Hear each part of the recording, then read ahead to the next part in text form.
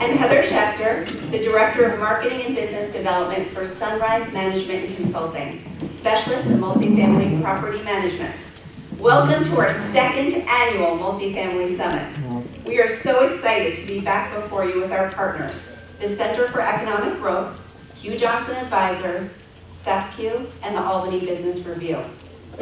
When we were planning our first summit last year, we weren't sure how many people would be interested in discussion on the multifamily market. We had booked the room next door where we had breakfast today, which seats about 100 people. And we got a call the night before from the Business Review that over 200 people had registered, and they were moving the event to this room. We found that it wasn't only the multifamily investors who were interested in the discussion, but many bankers, real estate brokers, attorneys, and more. Can I get a show of hands to see how many of you are repeat customers? How many of you were here for last year's summit? Wow. And how many of you are here for the first time? Great. Welcome to you all. Last year, we asked how many apartment communities can this market bear? This year, our focus is on whether there are still opportunities for multifamily investors and what factors impact the success of that investment. To answer this question, we are honored to be joined by our panelists, Hugh Johnson from Hugh Advisors, Patty Fusco from Fusco Personnel and the Center for Economic Growth, Ed Jennings from SEFCU, and Jesse Holland from Sunrise Management Consulting. All the panelists' bios can be found on your program. The discussion will be moderated by Cindy Applebaum of the Albany Business Review. Not only are we looking forward to the discussion ahead of us this morning, but we are thrilled to be able to use the opportunity of this event to raise money for the Homeless and Travelers Aid Society. Through your generosity in donating on the event registration page, we'll present the organization with a ceremonial check at the conclusion of the discussion. And after the panel, if you haven't had a chance already, please stop by our partners' tables in the other room. At your seat, you'll find a brochure about Sunrise and my business card, and I'd love to connect with all of you. Later today, you're going to receive an email with a link to a special webpage for event attendees, where you can download the 2019 market report, plus the special county-level reports that are usually only available by purchase. And now, I'm happy to turn over the microphone to Cindy Applebaum, and I invite our panelists to the stage for a discussion of the multifamily market.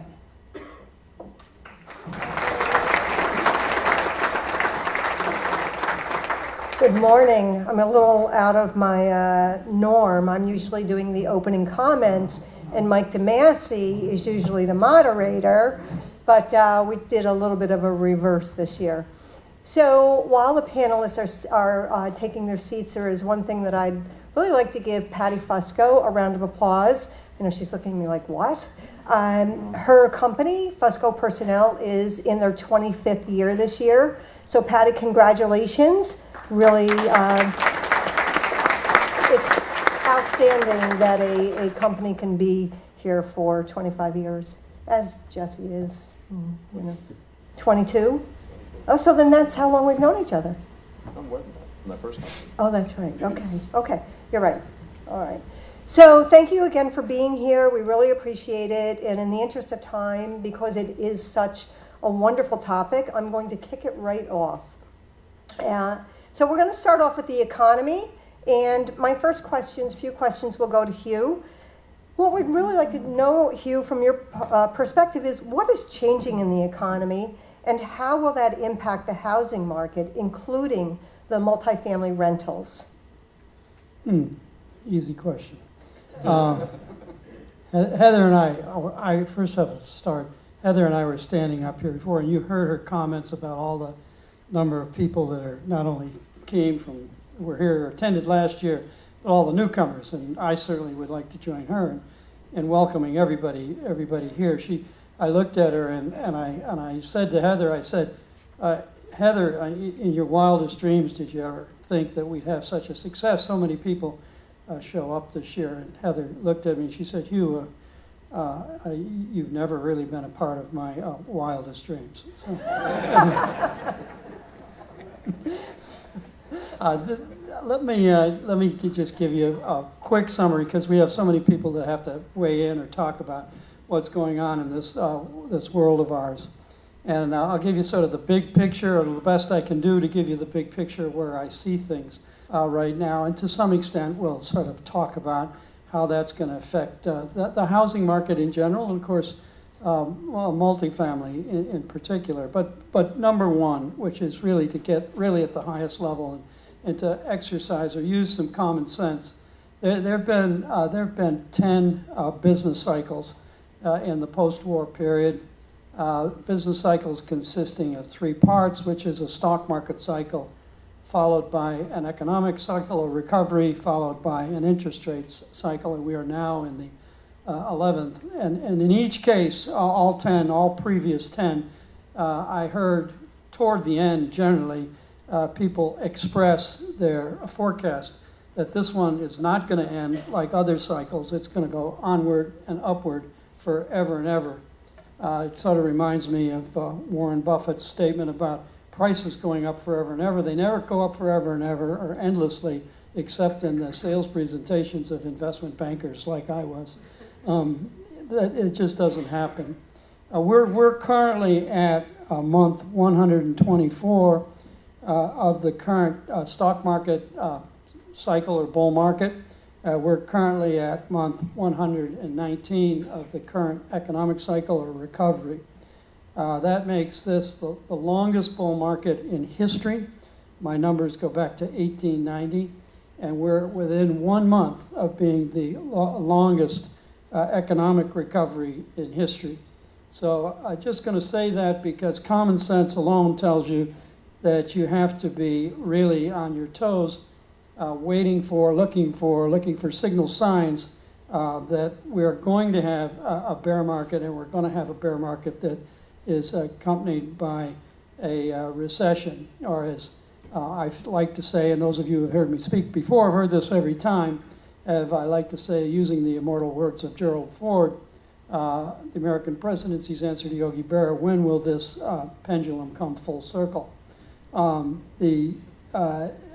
If we have come full circle, then obviously you've got to make changes in your investment approach as well as your investments, but also in the way you manage your business. I've looked at just all sorts of ways of trying to answer the question, are we at or near the end of the cycle? And my answer to the question is you have to look at the performance of the financial markets. Investors tend to get it right. Forecasters don't. Investors do. Collectively, they do, not individually. That's one thing, and then you have to look at the performance of important monetary and economic variables. Among the important, really interesting financial market variables is the so-called yield curve, which those of you who follow this will know, and this is a little bit technical, but not too technical. But the yield curve has been talked about a lot lately, and I'll skip the technical part of it, defining what it is. It's really the spread between a 10-year Treasury and a 91-day T-bill. But using the work done by the Federal Reserve Bank in New York, it gives you the probability that a recession will begin within the next 12 months. And when that number gets up to, the probability gets up to 30%, without exception, there's been a recession in the next 12 months.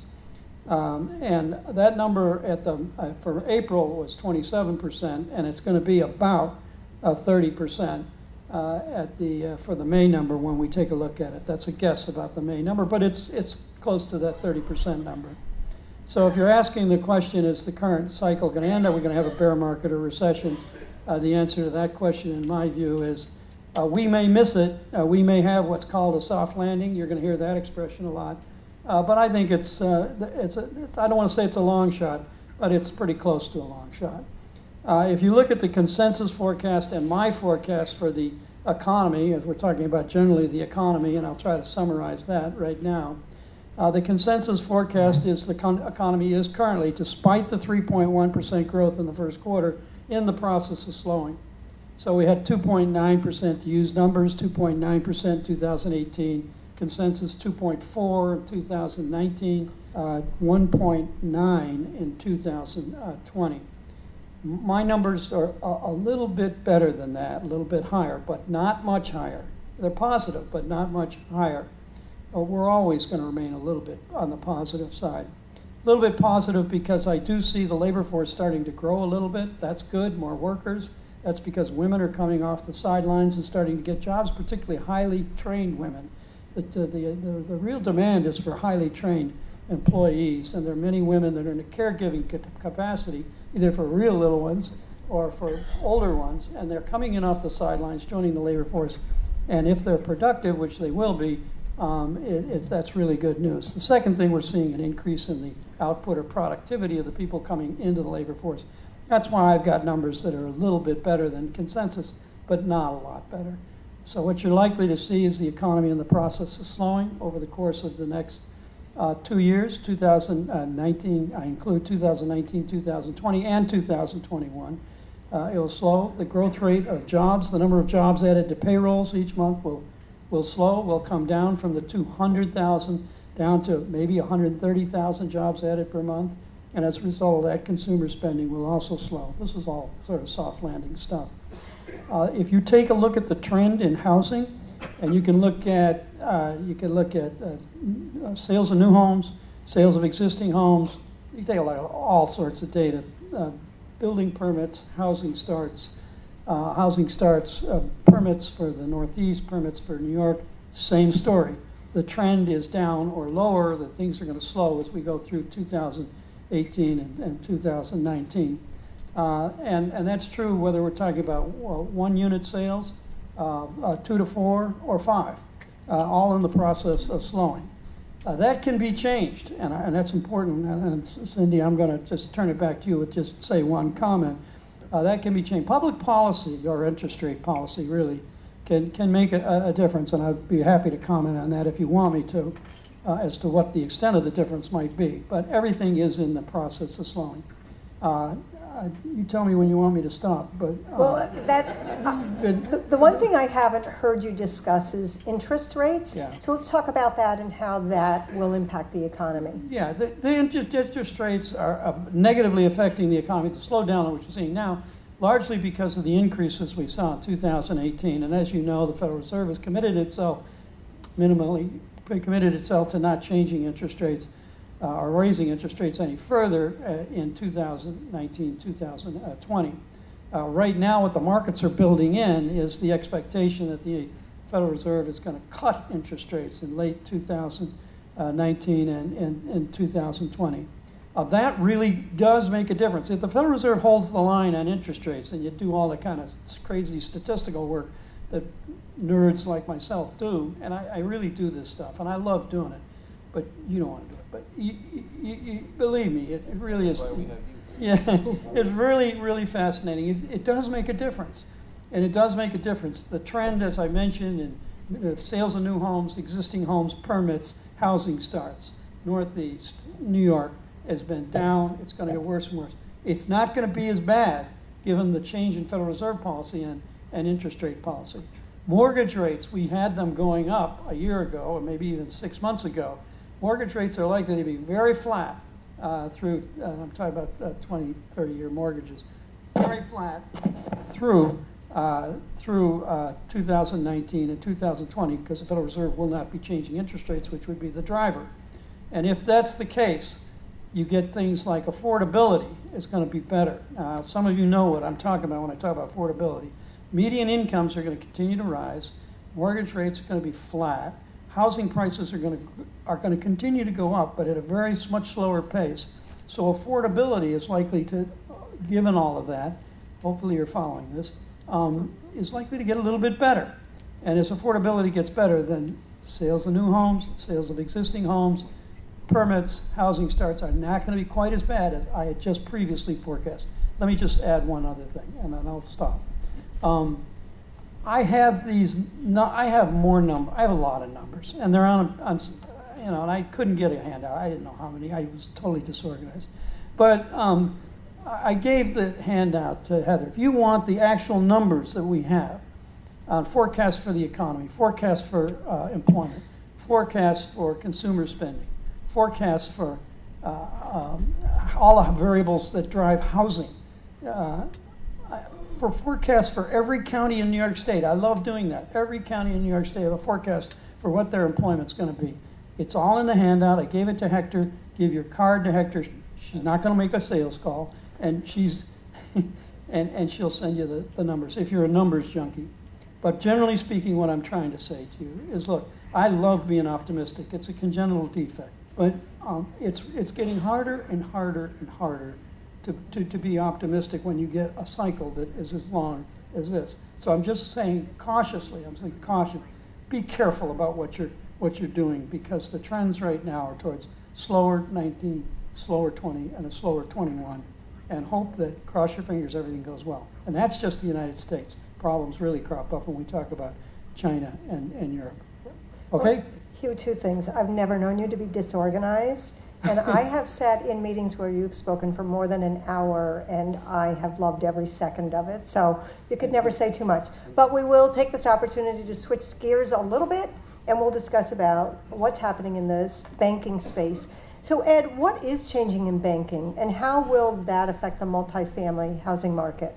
Sure. And investors? Sure. So, first and foremost, I wish I could say that I never had a wild dream about Hugh, but, you know, crazy things happen. So, I don't think this was on the agenda, guys. so no, there are changes in banking, and I think the way we look at our underwriting is changing a little bit, right? So I think, like Bob Dylan said, times they are changing, right? I don't think there's time to panic, but I think if you look 10 to 12 years ago, we had the recession, everybody tightened up a little bit, and bankers seem to have short memories, some of which I've seen my friends in the room today, and I think that's a true statement, right? But I think we forgot what discipline we learned a decade ago, and we saw multifamily getting built and being filled up, and rates going up, and we just got caught up in it, and I think it's time to tighten up now a little bit. Probably the developers in the room don't want to hear it, but if you look at how we underwrite a multifamily and how that's changed, just say in the last 18 months, we've seen rents do this for the last X amount of years. Jesse will get into it more in detail later. Not the case anymore. So when you look at a real estate deal, do you use historic numbers as the future income stream, or do you sensitize it a little bit? If you're looking at a new project, do the pro forma numbers meet the market, or are they off a little bit, and what do you do there? When you look at saturation levels and flat rates, the norm from Albany to Buffalo has always been a 4% vacancy, 5% vacancy.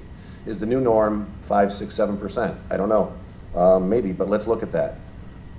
We see, for the first time in a long, long time, absorption periods to fill multifamilies taking longer than normal. How is that going to affect investors? They have to carry the project a little bit longer out of their pocket. The interest reserve has to be a little bit bigger. For older properties, which I think some people are always looking to buy older properties rather than go ground up, are the reserves adequate? Is the right person running the job? We see now as saturation levels reach where they are now, that there's concessions involved with leases. Do we discount the concessions in our underwriting? Do we say you're getting 13 months for a 12-month pay and discount the 13-month in underwriting? So I think we have to look at all those factors a little bit more closely. It's not a segment that we're scared of. It's not a segment you should be scared of, but I think you have to scrutinize a little bit more. Are there changes in the lending criteria that are being discussed today, and how might they affect lending in the future? Yeah, absolutely. So I think from a lender standpoint, the conversation we had here last year as far as saturation levels, that's a topic that there's not a banker in this room that hasn't thought about, and when is too much. Nobody wants to be last to the dance, right? So we want to make sure that it's the right project, right person, right location. Multifamily has always been a very attractive lending product for lenders. And everybody in this room has a ton of multifamily on their books. So when does that reach an in-house saturation level? So we have to watch that. I don't think the field of dreams, if you build it, they will come, is necessarily the case anymore. I think in certain pockets it is. I think when people say Albany is saturated, well, there's pockets that still aren't, and we have to, look at those pockets. But the ones that are full, I think we should be cognizant of. When you look at concessions or potentially higher vacancies or flat rates, all those affect debt service coverage, NOIs, which then ultimately affect value. So I think we look at that as well. And then on the construction side, which I think we've seen a ton of multifamily builds over the last decade, the absorption period and the slowing of absorption levels is now another risk to look at when looking at construction deals. How long does the project need to carry before it can cover itself? I think we need to look at that a little bit more closely. So those changes are ongoing, and we'll keep watching those on a go-forward basis. Great. Thank you so much, Ed. So let's talk a little bit about the job market, because we need the people not only to fill the jobs, but to fill the apartments and the housing. Hugh, what does your job outlook data show? Yeah, it's pretty consistent with what the numbers on the national economy, and that is that the average monthly increase in non-farm payroll employment is going to come down. And again, I mentioned it'll be 200,000 in 2018, and then it's going to come down, depending on the consensus or my numbers, to say 270,000, 219, 250,000 in 2020, and even lower, 130,000 per month added to payroll. So it's positive growth, but that's not particularly impressive. And the only thing that I like that I'm seeing, the one reason why this economy has been so terrible or so sluggish, not terrible, sluggish, but it has been because the population slowed, but the growth of the labor force has been very anemic. And as I mentioned before, that seems to be picking up. The growth of the labor force. Now, I know I said because women are rejoining the labor force, and that's certainly part of it. It's argued by the San Francisco Fed that it's because fewer and fewer people are leaving the labor force because the job situation is very, very tight. It's a tight job market, and it's likely to remain so. While the unemployment rate itself is likely to come up as we move into 2020 and 2021. Things will relax just a little. But the good news is that the labor force is now expanding at a little better rate. And then the really good news is the productivity of the people in that labor force is getting better and better. I just hope that continues, because that's really going to be the key to having growth be better than the consensus or closer to my numbers. But still, everything is going to be slowing down in 19, 20, and 21. Thank you, Hugh. Patty, which sectors of the economy are doing the most hiring now, and where? Healthcare is huge right now. It's been one of the leading job market requirements as far as candidates are concerned. Technology is another really fast growing, and the technology keeps changing, so that's been ever changing, and finding the right talent and enough talent has been a struggle in the capital region. Finance and engineering are other areas that have been growing, and again, finding the right talent and getting the talent in the region has been a struggle. Great. And are you seeing a movement towards companies encouraging employees to work from home or on location? And what is their justification? It's more so that they're getting away from the remote work. More companies are looking to keep their employees in-house, and more so because of the corporate culture that they're trying to build. It's the engagement process. So in order to engage the employees, they want them in-house. Great. And if you're recruiting people from outside of the area and bringing them to the capital region, what are they looking for in multifamily housing? One is location. They want to be centrally located. Another is that live, work, play atmosphere. They want to be able to have everything close to them where they can live, they can work, and they can play, whether it's arts, it's fine dining, or casual dining, but it's really more of the all-inclusive. Okay. Hugh, you mentioned that the labor force is going to see somewhat of a decrease. How will that affect the need for multifamily housing? The trends in permits, both for the Northeast as well as for New York. It's hard to get numbers for metropolitan statistical areas or counties on this, but the trends are likely, in my view, are likely to continue to slow down. That the demand, this is the late part of the cycle, and the demand is just simply in the process of slowing. Great. Jesse, let's talk a little bit about the market report. I'm sure you're chomping at the bit to start talking about this. What are the results of the 2019 multifamily market rental report, and what are the implications for multifamily investors? So as we discussed last year, are we building too much? And our suggestion was yes. The results of this year's report are that all of the capital region counties except for Schenectady are virtually flat, that we have pretty much eliminated an increase in the average rent per square foot in apartments. And Schenectady, which has typically lagged the rest of the market, is up about 3.5%, which is still low and has been coming down. So the rate of increase has decreased and has over the years, and sort of shows that perfect cycle. So congratulations, we've now built enough that we can't get rent increases, and going forward it's going to be a very challenging market. So how does the flattening of the rents affect underwriting? I don't know, Ed, if you maybe want to take that one? Sure. And I think it's probably some repetition from earlier, but I think we now really need to look at what are the current market conditions rather than what they were and where they're going. So just because a property performed at X level doesn't mean it will going forward. So we really have to sensitize the numbers a little bit. We have to be really cognizant of vacancy rates, absorption rates, where are concessions, things of that nature. So I think there's a lot more scrutiny on where it's going rather than where it has been. That's how we're looking at it.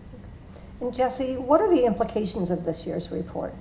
So I think moving forward, it's going to become very, very challenging to maintain margins and to maintain your net operating incomes, to make sure you make your debt coverage ratios and stay in compliance with loan commitments, etc.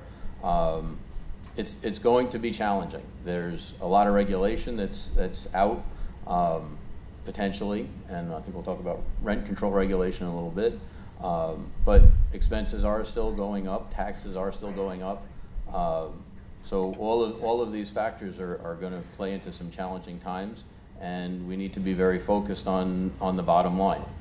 So we've been talking about some challenges. What are some of the opportunities that you see for multifamily housing investors? Maybe Ed and Jesse can chime in on that one. Well, I think there's always good players and bad players in the market, people who are here today, who are focused on what's happening and anticipating what's happening, and those who are going to fall behind the times or are using old logic or just have owned their properties for a really, really long time and never raised their rents, and it produced what they wanted to, and they didn't need to push much farther than that. So in any market, at any time, there's opportunities. I think they're going to be harder and harder to find. You really need to not depend on the bank to do your underwriting, but do your own underwriting, not fall in love with your own deals, which is something that we're very careful of. Don't be married to your own projections. Make sure you're getting lots of information from different sources, and think about what you're doing, where you're going, and what it's going to look like in the future. Real estate is always about location. What is that location? Is that location changing? Is the neighborhood growing? 20 years ago, you wouldn't have gone to downtown Schenectady for anything. Now it's an extremely popular place. Troy has been reborn. So there are those pockets, and those neighborhoods do continuously change. Yeah, so to touch on what Jesse said, so I think there still are opportunities, but there's pockets of opportunities, right? I think everybody knows where the saturated markets are, and I don't think those are the opportunities. But there's still pockets where multifamily housing is still needed. Another opportunity clearly is rates, right? So rates are low and staying low, so it's a good time to finance. Challenges, Jesse talked about the flattening rents. It's going to be an issue. Absorption period's taking a little bit longer. It's going to be an issue. I don't think you'll see a lot of municipalities giving out pilots like they did in the past. And a lot of these multifamily deals needed pilots to make them work. Without the pilots, they don't work. So maybe those deals don't work anymore. And if you look at real estate investors, are always looking to buy a bargain. They're going to try to find a C or B property and buy it for X amount per door. There's no bargains in the market now. They've all been gobbled up. So I think it'll be challenging going forward. All right. Jesse, for those not familiar with the Sunrise Multifamily Report, can you describe what it measures? Certainly. So we've been looking at the market over the last 18 years, and we have confined our report to market rate properties, so no low income or income restricted or age restricted properties. Typically over 100 units, although we will include smaller properties that we can get good information on. And then we track the rents and the square footages year over year and compare them as total markets. It's not an exact science, but we are doing it less statistically than everybody else because we are actually shopping each of the properties to see what they're out there on the street offering. We have found over the years, as we've added new properties, that our market has gotten a little bit more sophisticated, that people are more exact with their square footages, that people are doing much more to market their properties, so we have better information. Right. Patty, I'm going to throw a question that's not in the script, so forgive me. But since you are really the first person that meets people that are coming in from outside of the capital region to relocate here, what are they looking for in multifamily housing? What type of environment? Could you describe that a little bit? Sure. Like we discussed earlier, it's more of the live, work, play environment. They want to be centrally located. Center for Economic Growth has been very good at describing the area, selling the area, different regions of the area. And that has been very helpful when people are coming into the area. If they don't know the area, many times people are coming back into the area because they have family here and that's why they're coming back. So if they don't have family here and we're trying to sell the region to them and sell the multifamily, it's really giving them reasons why to come here. So they don't think that we're Buffalo and there's 10 feet of snow, or, it's hard to get people to come here from California, obviously, when they're looking at, small Albany. But at the same time, if you give them all of the advantages that are in the region, and CEG has been very good about that, but it's really when they're looking at the multi-housing, it's really what do they offer? Do they have a gym? Are they close to the stores? Where are the restaurants? Where it's art and culture? So that's been really a lot of what people are asking for, and there's been a lot of great information to be able to provide to them. Great. Well, if they're relocating from California, we have bargain basement pricing here compared to there. So, all right, so let's talk a little bit about factors for investors. What factors are affecting investors and their opportunity for profits in the multifamily market? Jesse, can you start? Well, right now there's, I'm sure everybody's been reading about new rent control legislation. The rent control is not a simple issue, and I think depending on how the vote goes, I think it's today or tomorrow, it's going to have a big impact on us. There's really sort of three parts to the puzzle. One is price controls, and Hugh can speak much more in pure economic terms, but essentially a reduction in income is a reduction in value ultimately. And our biggest expense in multifamily properties is taxes, which are based on value. So ultimately, this is going to affect municipal and school budgets and cause homeowners to pay a bigger piece of the budget to support lower rents that tenants are going to pay. But in the interim, that's going to be a lot of tumultuousness. The second part of it is communities. A lot of these rent regulations are requiring the extension of a lease. Essentially, what's proposed is going to give tenants more rights than property owners. So when there's an issue with the problem tenant, they noisy, garbage, the lack of courtesy or respect of their neighbors, the landlords are going to be virtually powerless to remove them. And this is going to affect our neighborhoods, our police departments, and quality of life, because the tenants are being given a limitless right to their apartments. So we see that as a challenge. And then the development and our economy. Upstate communities have worked extremely hard to attract developers and reinvigorate our cities. And, we can see that in Saratoga, in Schenectady, in Troy, in Albany. We've spent a lot of time and a lot of money and a lot of energy making those places a great place to live again. Faced with the uncertainty of rent regulations, because they're talking about a patchwork model that you can opt in, or future regulations, why would you invest in an area that is going to have that or could have that and needs our investment the most? So at the end of the day, the regulations are going to be significant no matter what happens. There are certainly bad landlords and there are bad tenants. I think we need to be working together to eliminate both of them. But these controls and this methodology has already proven itself to not be good for the economy. And I don't know, Hugh can sort of talk a little bit about the economic part of that. We tried wage and price controls in the early 70s. Everybody should go back and just get their Wikipedia and just read back and try to get a good idea what happened during that period of time. And of course, for a period of time, prices were held in check. But as soon as what invariably occurs when those price controls were removed, that ushered in the period of the highest inflation that we've had in our history. And the same thing can be said. Whenever you try to interfere with the operation of open market forces with regulation, whether it's state or federal, you're going to cause distortions.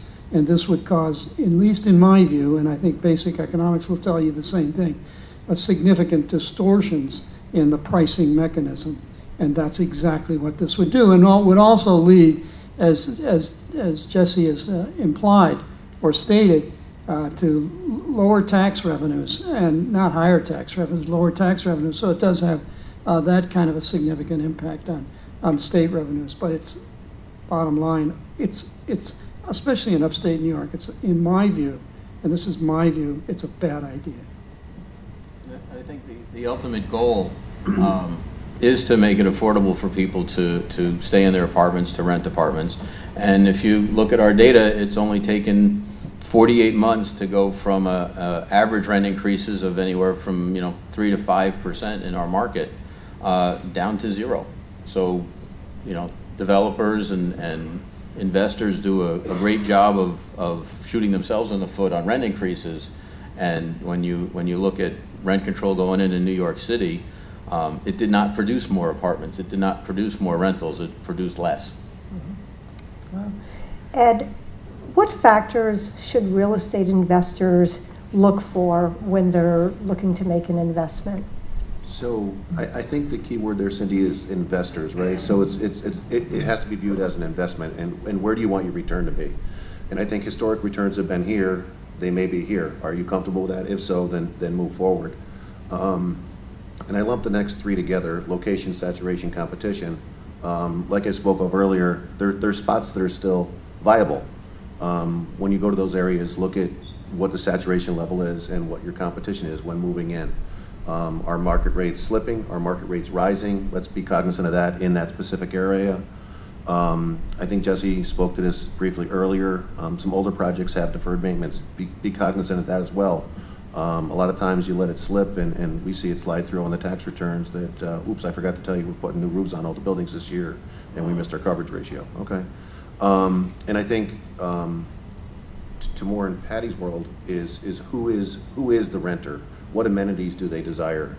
I think that's changing as well, where 10 years ago that granite and stainless was luxury, that's basically the norm now. They want the gyms, they want the home theaters, they want the all-inclusive package with the cable and the internet and all that stuff. So I think there's opportunities for investors. I think the returns will be less. I think valuations could see a slide for the first time as rents flatten and maybe I think caps will stay the same, but I think vacancies may rise and valuations may stay flat, which we haven't seen in a long, long time. So we have to watch that. Right. Hugh, how does real estate investment compare to other options for investors available in the capital region? I really don't know. It's if the returns are probably pretty attractive during good times, particularly compared to what I tend to spend my time on, which is an investment portfolio of stocks and bonds. Obviously, the problems associated are manifold. Is liquidity being right at the top of that list, which is gonna have an impact on returns. But one thing that's I think is, I hate to say timing is important, but let me just say two things. Is that if I were about to step up to the plate on multifamily, I think your timing is wrong. And I'd say the same thing if you're stepping up to the plate in the equity markets. I think it's a good thing to be a an investor in multifamily over long periods of time, the returns will be great. It's a great idea to be an investor in stocks and bonds over a long period of time. If you do it, if you're patient, the returns will be great. But if you care just a little bit about timing, I think that you're probably going to be better off maybe a year from today than you are now. That's one thing I want to say. That's from a timing point of view, and timing is hazardous for your health. But I'd be willing to bet I got it right. The other thing I would say, and this is important, is that all the work I've done, that we could talk about the average magnitude and duration of bear markets and downturns. This one's likely to be, I know you're all scared because you came off the 2007, 8, 9 thing, which was just so uncharacteristic, that was such an outlier. This one's not going to be, the average duration of a bear market, 16.6 months, the average magnitude 28%.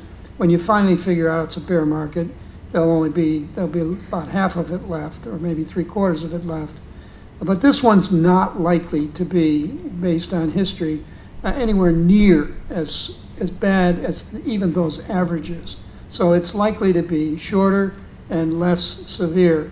So I think that the timing will be better in a year, but it may be to some extent fleeting. Over longer periods of time, you'll be fine, but I think you should be very careful and judicious about entry points. Okay, thank you. Jesse, do you feel that the multifamily housing market will continue to be successful for investors? Obviously, if you're in, you're in. It's a long-term market, and you have to come in it with the right plan. If you're buying for cash flow, is that cash flow going to stay stable, or are all the factors been accounted for?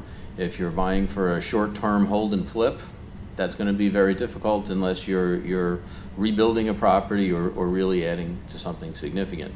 So ultimately, I think it's successful, but it's based on your time horizon, and you have to know what you're doing, know what your exit is before you begin, and have a good plan. Great, thank you. I'd really like to take the opportunity to open up for questions from the attendees. Anybody have questions they'd like to address to anyone on the panel? Somebody has to have a question.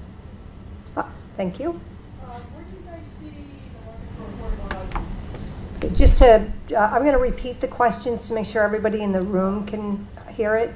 Where do you see the market for affordable housing?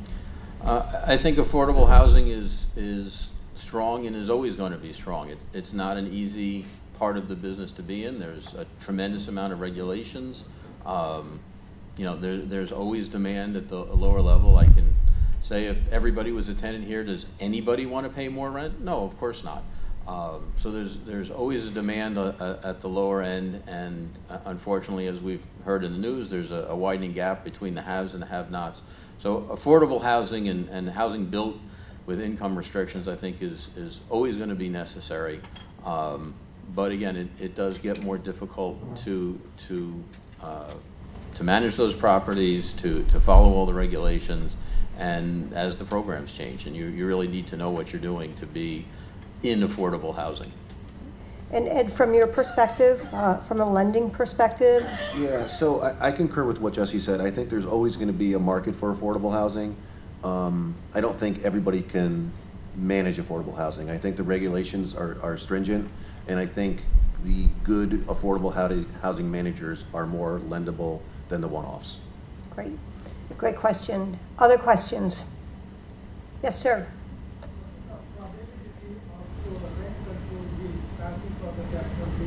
So the question is, what is the probability that rent control will pass in this area? That's a good question. I can't speak to probabilities. I think the tenant organizations are well organized. They've been working on this for at least 9+ months. There's a huge movement in downstate New York, and I know there's been lobbying efforts by NAA, by the chamber. There's been several calls to actions by the Board of Realtors. My hope is that our upstate politicians take the time to understand that upstate and our markets are not the same as downstate and need to be treated differently.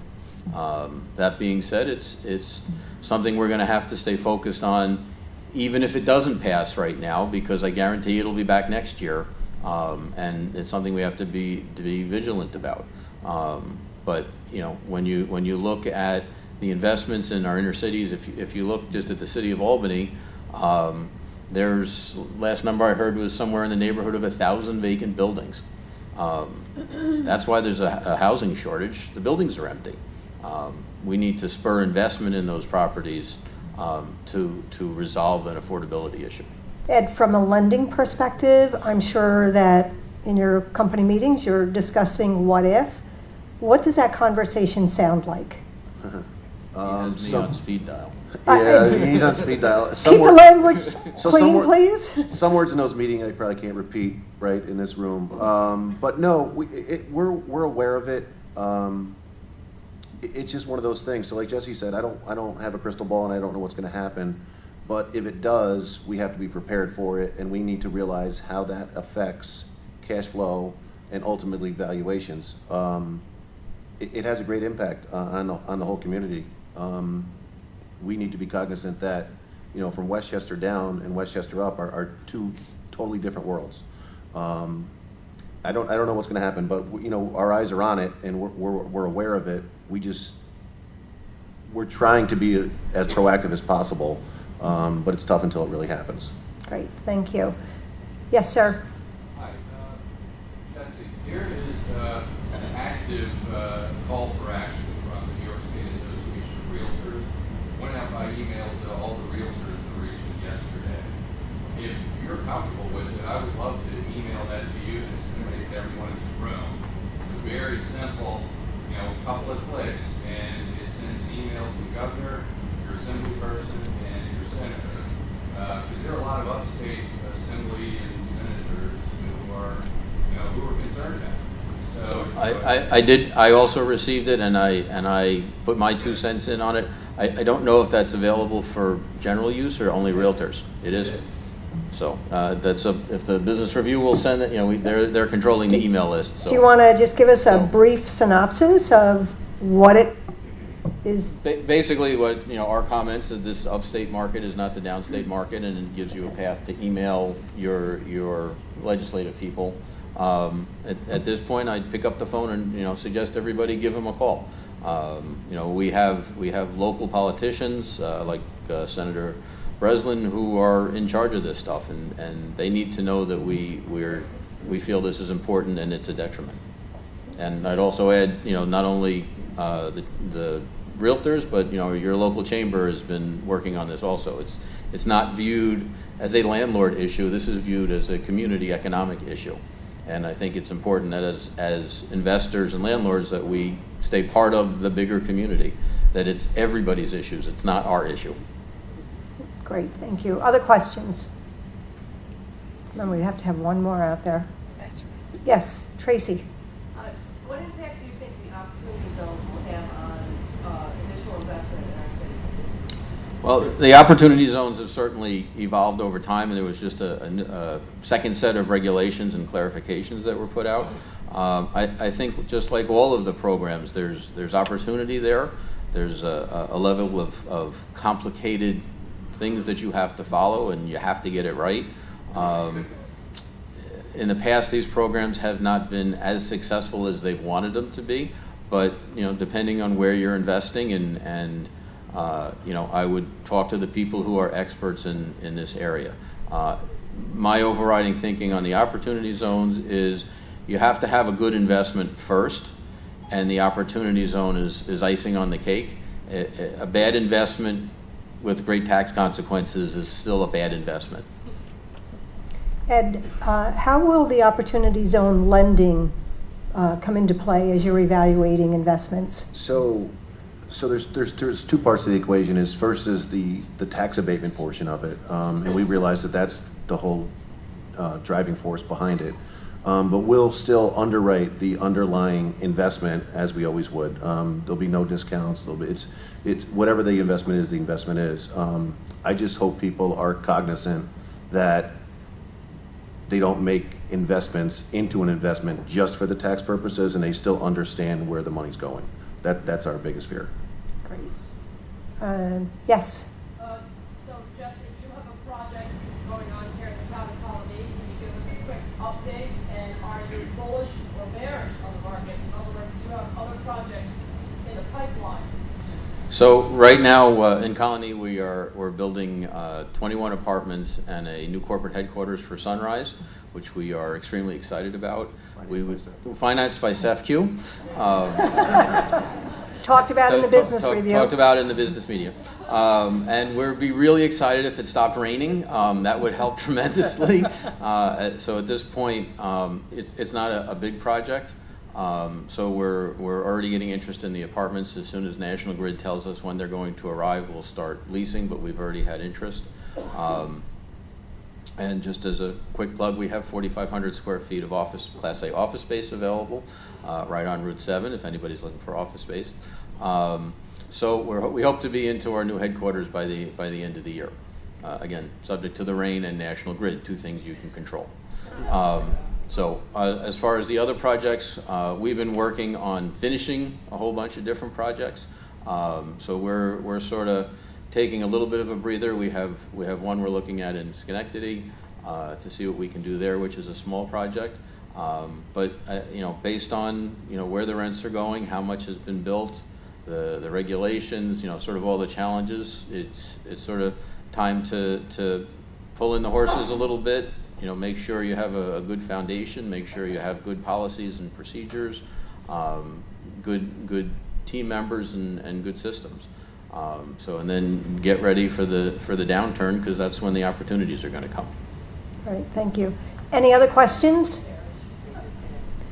Okay, we have a few minutes left. What I'd like to do is throw out a question. I know none of you have a crystal ball, but it does seem, based on what Hugh is indicating, that there are some changes coming down for all of us financially, job market. Jesse, what's your prediction for 2020? The market will either go up or down, no problem. Thank you, Jess. And I get great confidence that when I watch my portfolio go down, that my real estate interests are going up. And when the portfolio goes up, I don't worry about it. So it's going to be a difficult time. It's going to be a time where we're going to separate the amateurs from the experts. Some of the other factors, the employment and being able to get staff, being able to find people to do the work that we need done, because you can't do plumbing remotely, you can't paint remotely. We need people on site, we need people who are working every day, and that's a challenge. Upward pressures on wages across everyone, minimum wage and such, causes insurance to go up, causes all of the other underlying costs to go up. So it's going to be a difficult time over the next 24 to 36 months. And you're going to need to make sure you're surrounding yourself with good people who know what they're doing, and hopefully keep coming to events like this so you're aware of all the things that are happening. Hugh, can I just ask you to wait until everyone else is done, because the last word, Hugh. Your words of wisdom are just going to be held out there. Patty, job market forecast.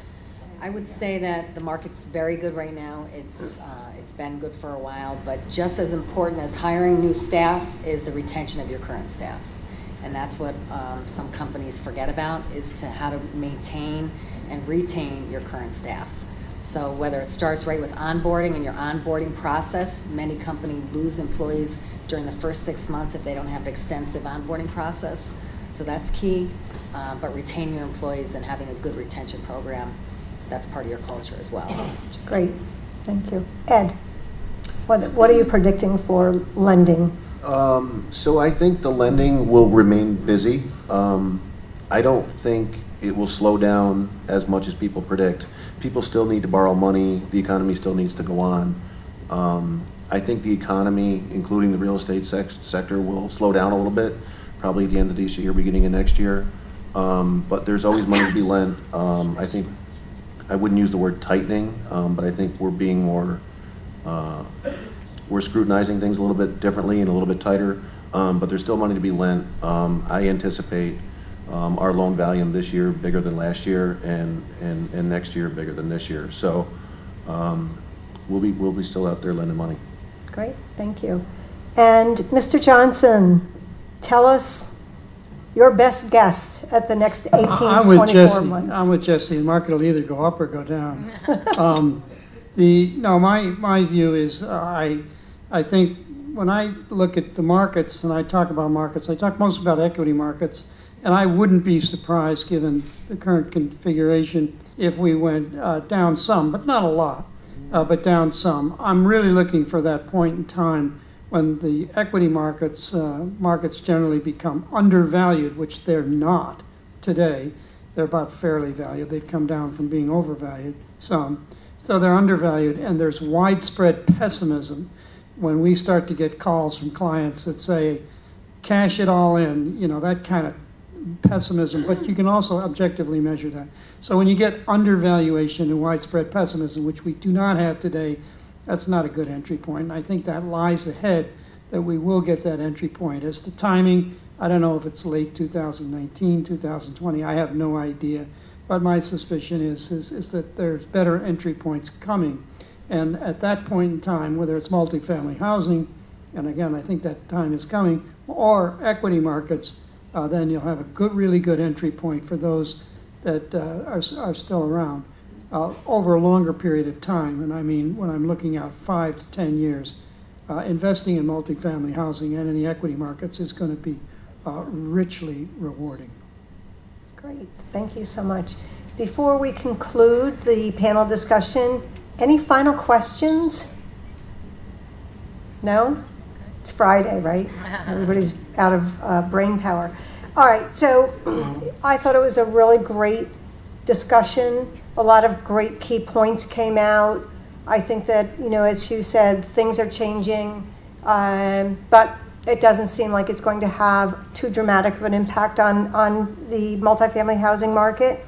I do want to let you know that at the conclusion of the program, Ed, Patty, Hugh, and Jesse will be out in the room where we were doing the networking. There are tables set up for each of their organizations, and they would be more than happy to take any one-on-one questions. So please feel free to stop out, tell them all what a great job they did today, and how we look forward to them coming back next year. At this point, Jesse, I'd like to hand the microphone over to you for the presentation and any final thoughts that you have. Thank you, and thank you for the great job that you did. So when we put this event together to start with, it's wonderful to be able to talk about the investment and making money and everything else, but I do think we have an obligation as a community to take care or help take care of those who are having trouble taking care of themselves. So we designed this event also as a fundraiser for Homeless and Travelers Aid. I believe we have a giant check for them. And I'd like to ask Liz Hitt, who's the executive director, to come up. We're going in front of us.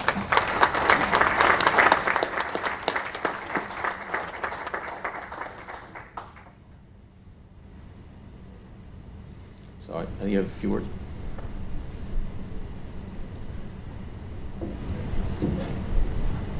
Yep. Good morning. Thank you for this opportunity to just spend a few moments with you. Thank you especially to Jesse and his team here today. It's a very interesting topic, and not just for you, but for all of us.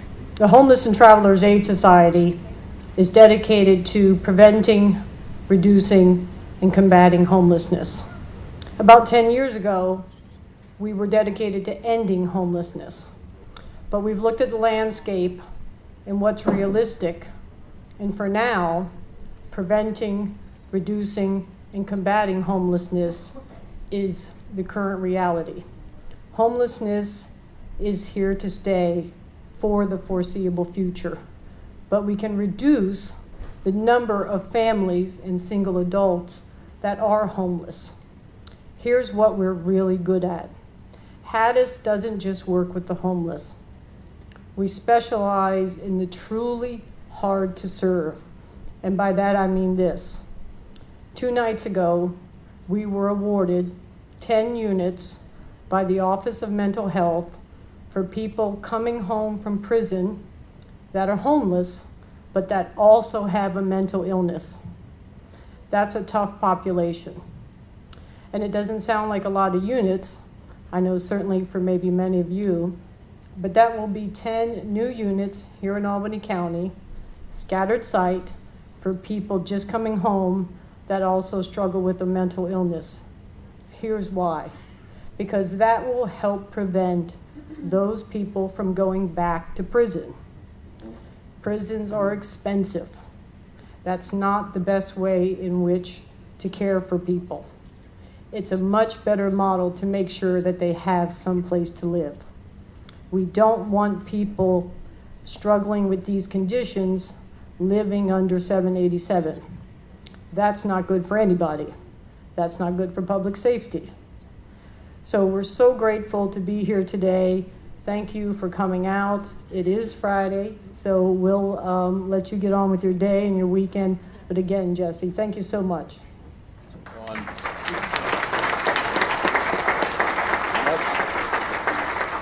So on behalf of all of you who donated to be here, we have $1,900. Excellent. Thank you.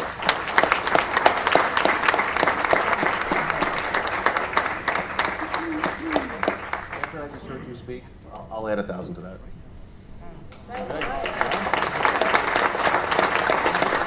You gotta love SEFCU. Thank you so much.